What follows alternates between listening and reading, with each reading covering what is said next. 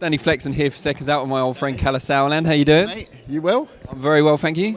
You're looking very trim. I've had a great summer, yeah, have you? Yeah, very good, very good, very good. Good to hear it. Well, it's been a summer full of lots of action outside the ring, and it's great now the finals here, and looking forward to it. This has been the most eventful of the three divisions this time round, hasn't it? You've had, Baronchik pull out, come back in. You've had Prograis talk about going out, come back in. But it all seems that it's going to have a very happy ending, so you must be pretty relieved and happy. I pull out of my marriage every day as well. It doesn't work like that in life, no. I think, everyone tries to do things, and that's their good. That's their good right.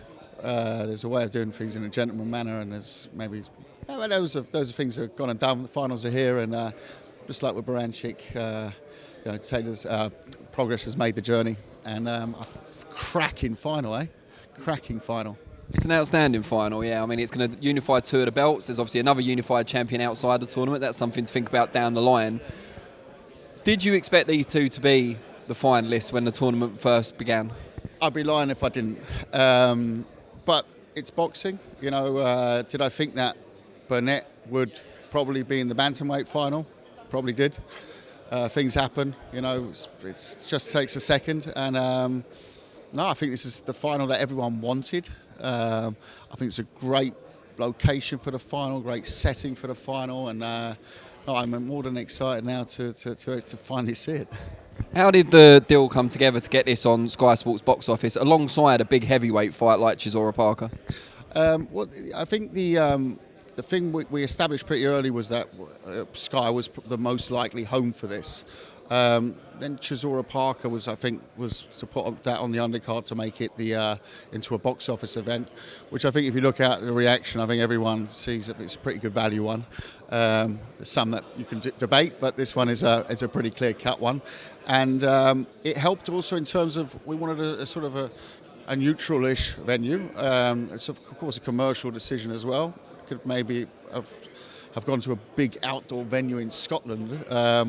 And you could have maybe made an argument for New Orleans, but ultimately I thought London, it's such a great venue, the O2, and I think it's a fitting place to put the final on. And the US home of the WBSS is, of course, the Zone. A lot of initials there, but yeah, you forgive me for that. There's obviously the Eddie Hearn link there. Will we see future editions of the WBSS on Sky over here? Is that likely now? I think we take it one step at a time. Obviously we're delighted with the Zone in the US. It's a great platform for us. I think it's pretty much the home of boxing in the US, I call it at the moment. And you've got to imagine that where they've come from 0 to, normally it's 0 to 100. They've gone from 0 to 500 in about 1 second. So impressive what they put together. And in the UK, it was a year ago we were saying who are you going to go with the UK, and we tried all different things out, and I think some were big fan favourites when we put it on free and Facebook and things like this. But of course, you look at also at monetising, and clearly a final like this was one of the biggest fights of the year in all of boxing. So I think it's a great home for it. In the second season of WBSS, you personally seem to be out of the spotlight a lot more than in the first one. Was that a conscious decision? You've kind of established the brand now and you can take a slight step back? Yeah, Danny, we did a big piece last year, and I always said, I'm not the type of promoter to jump up. I like to. I'm a thinker. I put things in place, and then I hope that they work. And I think that if you look at the results, the fights we've got out of seasons 1 and 2, I think we definitely won Promoter of the Year, because I don't know any other promoters to put that many sort of best versus the best fights on. There've just been some crackers. I mean, look at the other 2 finals this year, finals last year, the semi-finals last year as well. So it's an amazing competition, and it's a great place to be. It's a great place to be. Derek Chisora has just arrived. Did you ever find the fame directed at you personally a bit overwhelming? Come on, Danny. I'm not made of nothing. No. That's fine. It's good fun. I think a lot was UK driven, and that's and this year we've been less in the UK than we were in season 1. I think that's the big difference. I'm there. You need me. I'm there.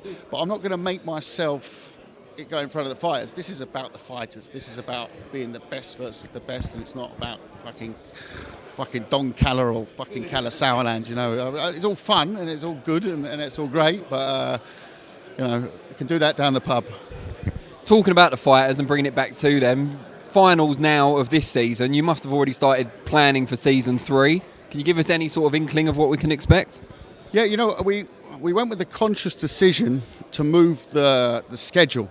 So from going from let's say almost football calendar of a September sort of to May, we wanted to move it, and was also some of the aggro that was given. The moving of this calendar was to move it into a calendar year, so more of a February start, I guess, and to spread it throughout the year, simply because there was a lot of pluses. I'm not going to go into boring things for your viewers, but the logistics of things, viewing figures in certain months that we wanted to capture.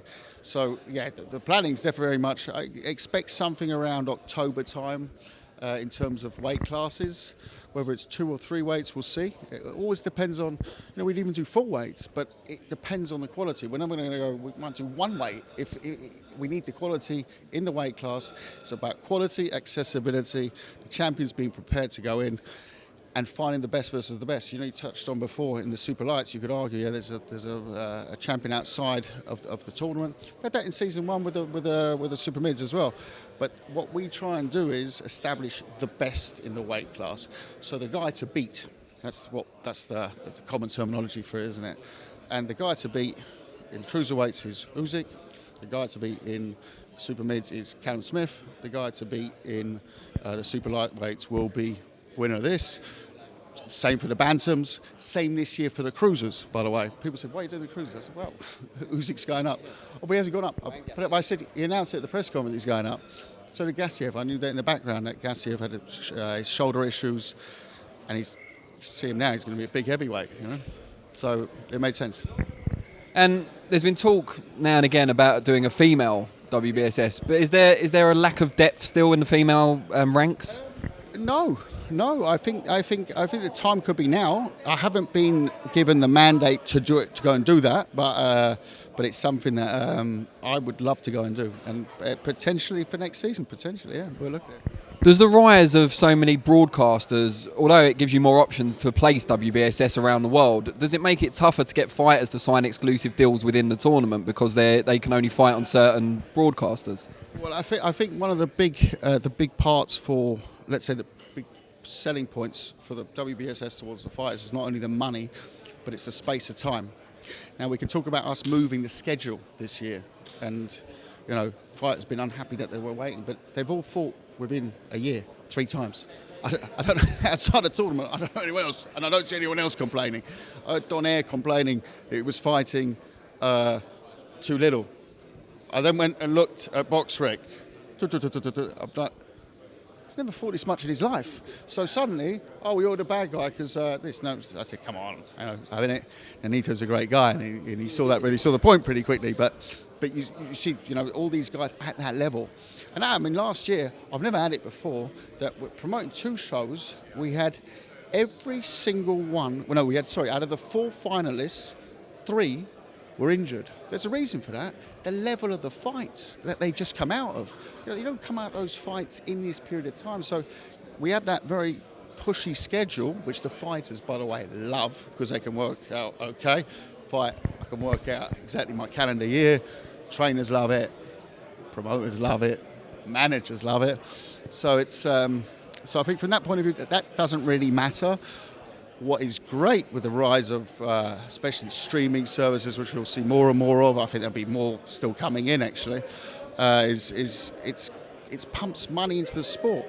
And, if you look at it, it all trickles down to the grassroots level. It allows the undercards to fruition, to bring new fighters in. It gives more platform for the sport to show, to bring in kids who say, right, and what am I going to do? I'm 12 years old. Am I going to play football? Am I going to play rugby? Am I going to play cricket? Am I going to go to a boxing gym? It puts it on a pedestal. So people like Joshua, it's great. people always knock Joshua, but there's the lovers and the knockers, so to speak. But at the end of the day, it's great for the sport because he's on the front page of GQ. He's on the front cover of GQ. There's not many, fighters doing that. Yeah, fighters will say, no, that's not about boxing, but it is, because that's what makes it more of a... In boxing, it's always been a glamour sport. It has. It's been a niche sport. It's been about the events. So from that point of view, it's great. And just the last question. You said that the WBSS serves to establish the number one, the man to beat at each weight. Although that would be very difficult to do at heavyweight because you've got Joshua with his exclusive deal, Wilder Fury. Well, no, I'm just going to ask, would it be worth doing an 8-man WBSS to find the number one contender for those top three? And believe me, that's one of the ones on my list. It goes against the Mantos of what you just said. So you've actually answered the question in your question, because my problem with that, I do it straight away. As a fan, I do love it. Love it. Great fights. I could put the 8 together. I'd have difficulty finding the 8 because there's so many. But it goes against the best versus the best, so it's a tricky one. I'd have to do it together with something else that was that good in terms of, yeah. But it's on the list, yeah. All right. Well, we wish you the very best luck with the final. We look forward to hearing more details of season 3. Thank you, mate.